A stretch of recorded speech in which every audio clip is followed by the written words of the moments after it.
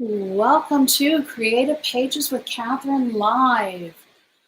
I am here to work on our bonus sketches for September for the Creative Memories Virtual Crop. And for the first sketch, I am going to be working with one of my favorites, the Wide Open Places collection. And y'all have seen it before, but I love using scraps, and that's exactly what we're going to do on this layout. So if you did the other layout I did earlier in the month, you're going to have some of these scraps and pages that you can use to create this layout as well. So let me go ahead and switch over to my table view.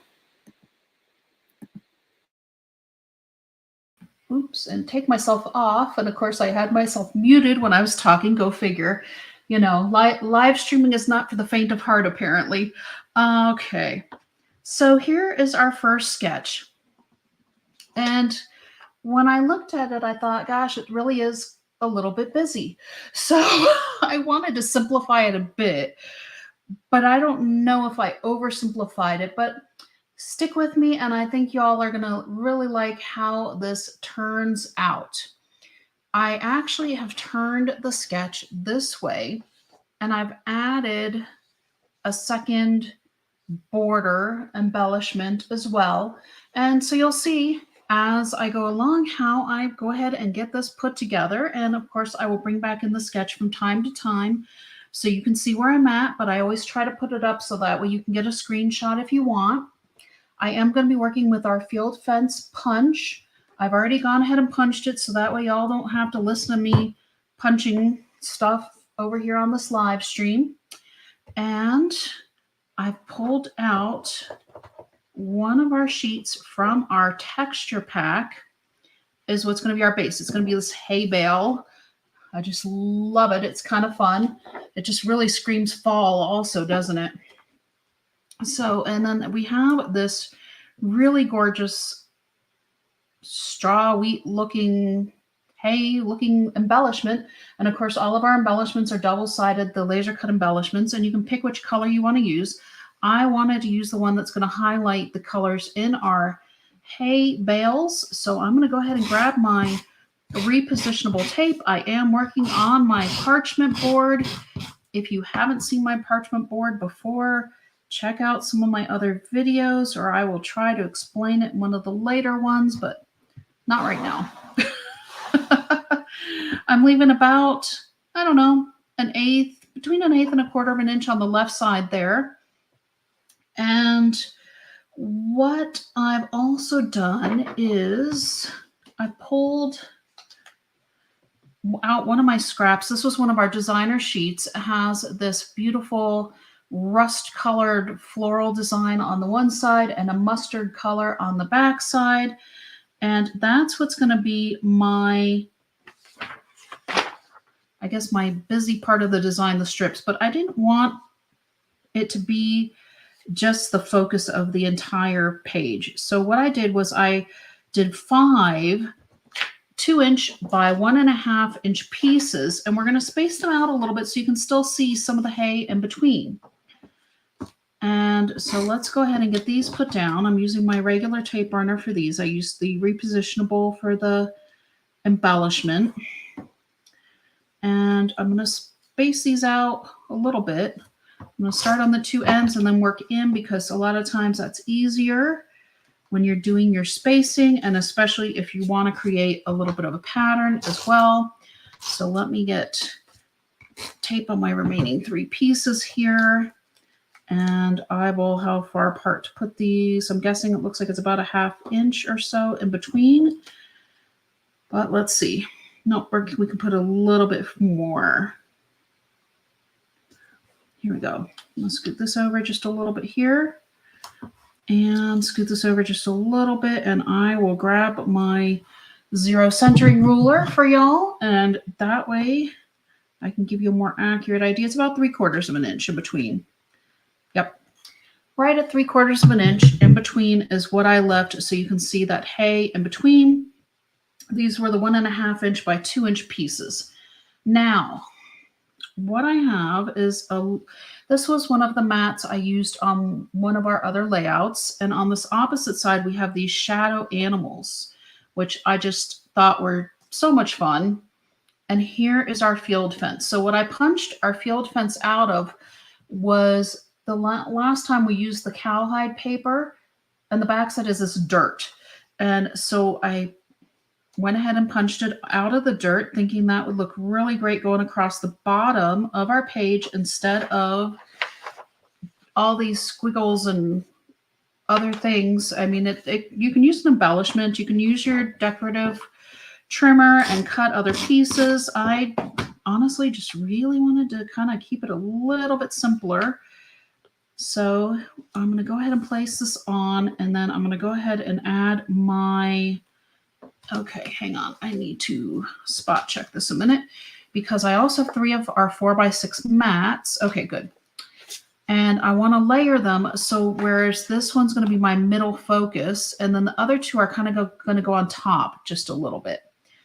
So where this one had the 3 pictures going down the side, I'm using the 3 mats. 2 of my mats are going to be actual photo mats for photos. This third one is going to just be a highlight to the page. And then I added this other mat out of the dirt page just to give me another place to add another photo to the page. Okay, so that's down. Let me get my fence put down here. Goodness gracious. This one has a lot going on. A little bit, it's actually a little bit more, I think, than what I usually do, but there was a lot on the sketch, and I didn't want to underdo the sketch, but I also wanted to stick with my style also, which is to keep it a little bit simpler, use some of my scraps, and, you know, I tend to be a little bit frugal with my pages, and you know what, I forgot to switch over so I could see any comments. If anybody wants to comment, now I can see. Okay, so this is going across the bottom through our boxes, kind of lined up. Let's go ahead and go through sort of the center of our area here. Okay. And then I loved this almost wagon wheel spur looking embellishment as well. I didn't think the gray went, but I loved that this green matches the green in the mat. So let me pull these 2 off. Let's get our mats placed down. Let me get a feel for where these need to go, because of course our center one has to go on first, but I want to leave at least 1/4 of an inch on this right side because it's nice to actually be able to see what's under some of these things too. And this one just has the same saying the opposite direction, which is lovely that Creative Memories does that so often. Okay, this is going to go right around here. We're going to bring it down just a hair so we have a little bit of a border around it as well. Let me get this out from underneath there. Okay, so there's that one. And here comes our next one on top of here. And wait, let me go from the right side because like I said, I wanted to make sure I have just a little bit of the, you know, the edging showing, because this one had quite a large frame almost around it, but I don't mind having a little bit of a smaller frame. And like I said, you just kind of need to do pages that work for your style, but it's nice to have the sketches to give us extra ideas along the way. And here comes this one now, lining it up with the top, and I'm going to kind of cover about the same amount that I covered on the other side, so that way it's even. Here we go. I just love the rope around there, and you can use this one for a journal box if you want. My intention is to use it as the photo mat. I mean, I still love the rope, but I like that it has almost the same floral design as we have down here, except for in green tones. And let me straighten out my tape runner here a second. I had a small technical issue going on there. I don't know. I'm sure it was operator error. You know how that goes. And this is our, hang on, I've got to make sure. Let's see what I cut this one at. This one was the extra one I added in 3 inches by 5 inches. And I think, oh yes, I did write it here, 3" by 5" photo mat at the top, where I kind of put it where that little title box was, because we don't really have a title box per se, but I am going to add a sticker. I'm going to lower this down just a little bit because I know I want to put my embellishment above. Grabbing my switching, I kind of switching back and forth on the tapes a lot on this one, but sometimes you need the repositionable and sometimes you need the regular, and it's nice to have both of them handy to use what you need to use.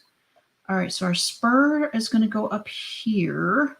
And since I used the repositionable tape and I mostly ran it through the center, when I go to put my photos on these mats, I'm not going to have any problems at all.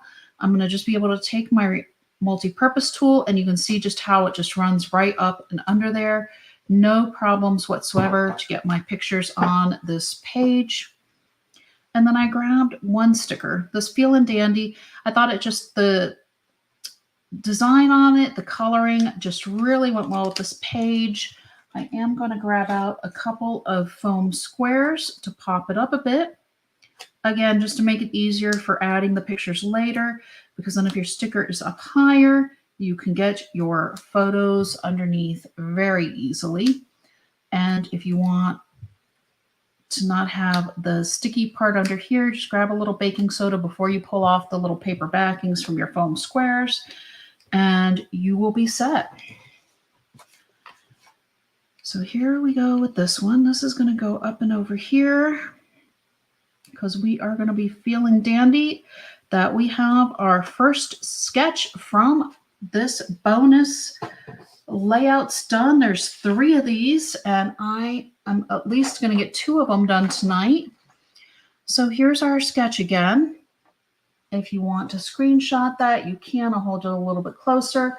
I did turn it this way to just change it up a little bit.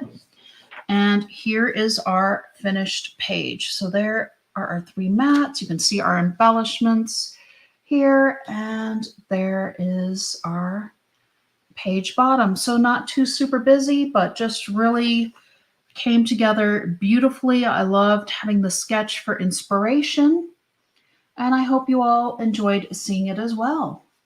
Until next time.